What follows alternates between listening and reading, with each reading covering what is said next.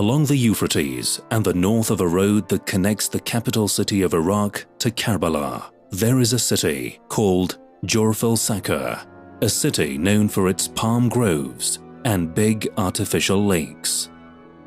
Over the past 10 years, this city has been an unconquerable citadel for the most ruthless terrorist organizations in the world.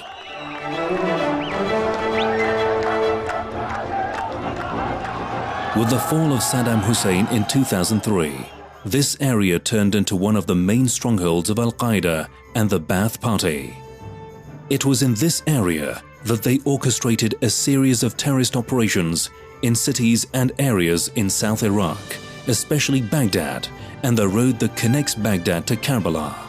A series of terrorist operations, all under the cloak of Islam and jihad. هل كان أحد يردهم عن ذلك؟ هل كان أحد يقاتلهم؟ هل كان أحد يمنعهم؟ لابد نحن المسلمين، نحن الذين نريد أن نقيم شرع الله في هذه الأرض. والله الذي لا إله إلا هو، لا يقام شرع الله إلا بالسلاح، إلا بالسلاح.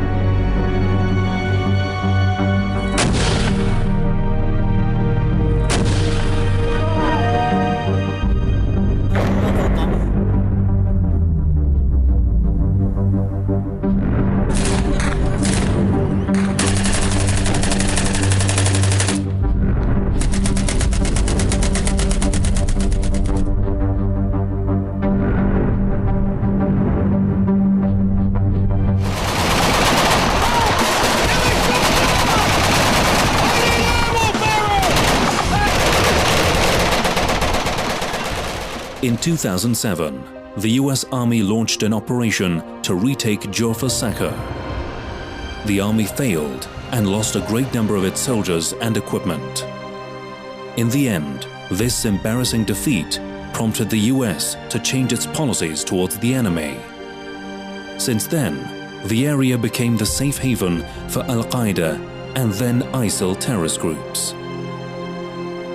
The area is a strategic point between Baghdad, Karbala and Fallujah that could have kept the flame of conflict alight in the region and the country for years to come. An area that later on became known as the Triangle of Death.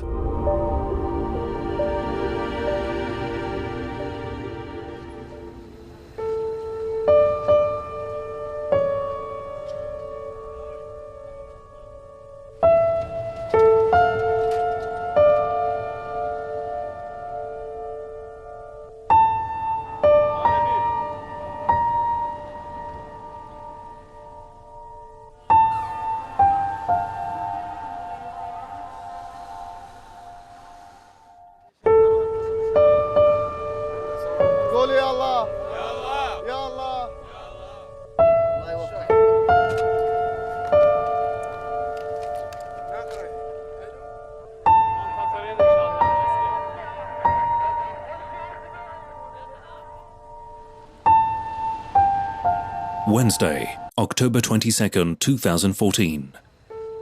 3 days before the Ashura operation. The army headquarters is located on the bank of the Euphrates, a few kilometers away from the city of Jurf al-Sakhr. The forces shuttle back and forth within this area. It's 2 days to the Iraqi New Year and the beginning of the month of Muharram. The forces are preparing themselves for the Friday operation.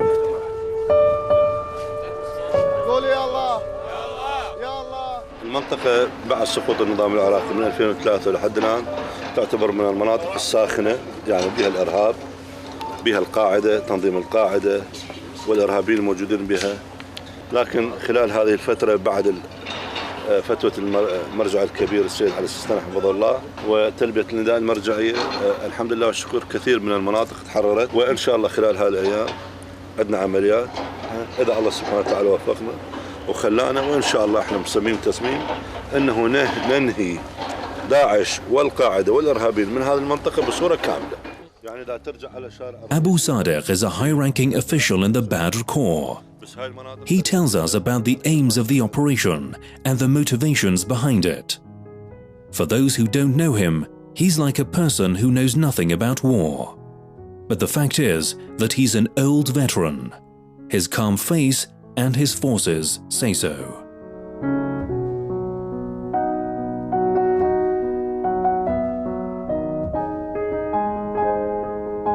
نحن جئنا اليوم من أجل تلبية أولا رجاء نداء المرجعية، وثانيا الحفاظ على وطننا العزيز بلدنا العراق، أرض الأنبياء والمقدسات.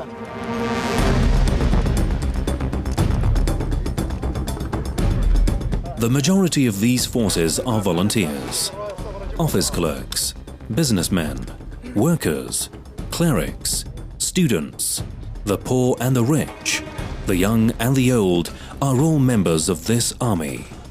They have decided to do away with an enemy who aims to strike terror into the hearts of people through the most inhumane ways. كتب لنا نصيب أن نكون في خدمة الإمام الحسين، في خدمة المثل. نسأل الله الشهادة، ما عندنا شيء غير بس نسأل الله الشهادة. أهلك عائلتك ليش عايفة بس شلون عايفة مصايرك الجديد عايفة؟ عائلتي منو أهلي منو؟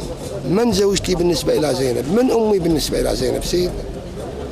من أنا بالنسبة لعلي الأكبر؟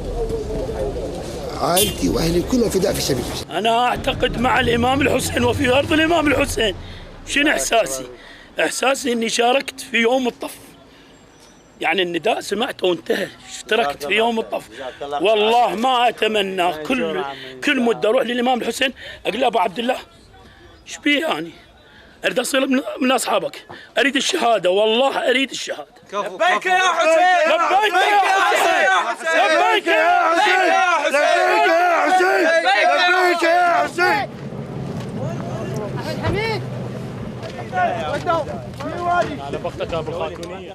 Tuesday, October 23rd, 2014, a day before the Ashura operation. The forces get on pickups while they are happy and full of energy to leave their position towards the battlefield. The destination is one of the Iraqi army's bases near the front line. They've decided to do away with the enemy who tries to strike terror and doubt into the hearts of people.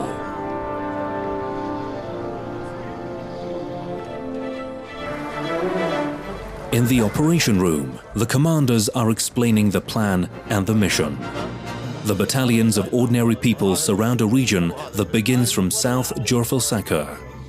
Other battalions in the east of the region and on the other side of the Euphrates will block the road if the enemy turns to that side. Therefore, the enemy has no option but to go to the farthest corners in the north and pass over a bridge which connects the two sides of the Euphrates. The mission of the forces we've come along with is very difficult. They have to wait in ambush in this point known as Fazalia and prevent the enemy from fleeing to Fallujah.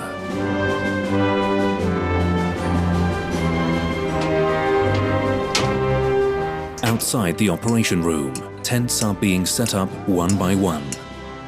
The lull here is just before the storm. Some are talking to each other, some are taking a rest, and some are sitting alone thinking about the past and the future.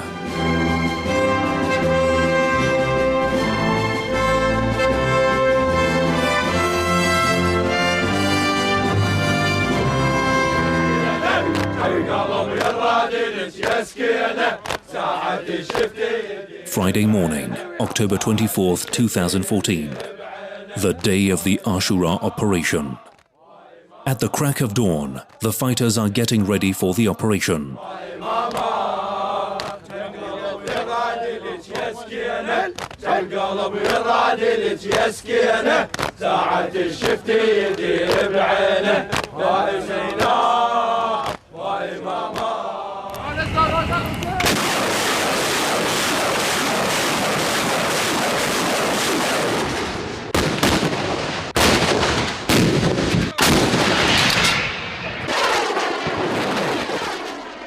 Launching missiles is an indication that the operation has already begun. The fighters have woken up much earlier than the sun. Their eyes do not seem tired, though they have been wide open during the night. The fighters are prepared to get themselves to the north part of the battlefield, that is to Fazalia, and block the enemy's ways to escape.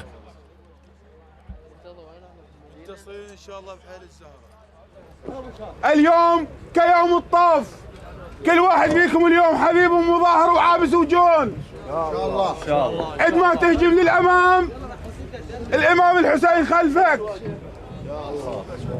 اكو واحد هسه يعيف الامام الحسين ويدير وجهه بالمعركه؟ لا صارت. فنعاهد الامام الحسين ان شاء الله. ان شاء الله. وبهذا اليوم العظيم هو يوم الجمعه، يوم مبارك ان شاء الله. الإمام الحسين عليه السلام في صبيحة يوم عاشوراء صاح: هل من ناصر ينصرني؟ صيحوا كلكم لبيك يا حسين، لبيك يا حسين، لبيك يا حسين، لبيك يا حسين.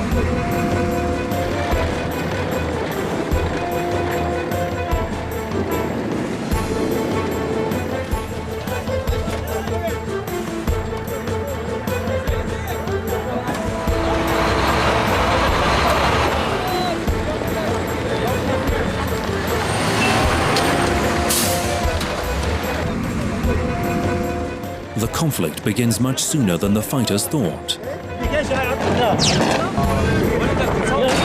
صل على محمد وآل محمد، صل على محمد. شي ساحة شي ساحة، يلا ساحة كيف صوب يلا هذا يلا.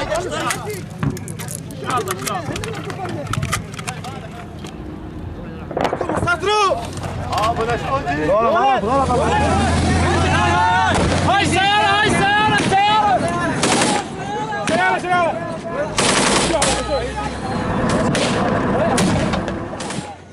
In the meantime, some enemy forces prevent the fighters from proceeding. The clash begins. The enemy snipers kill 2 of the fighters. A few more are injured.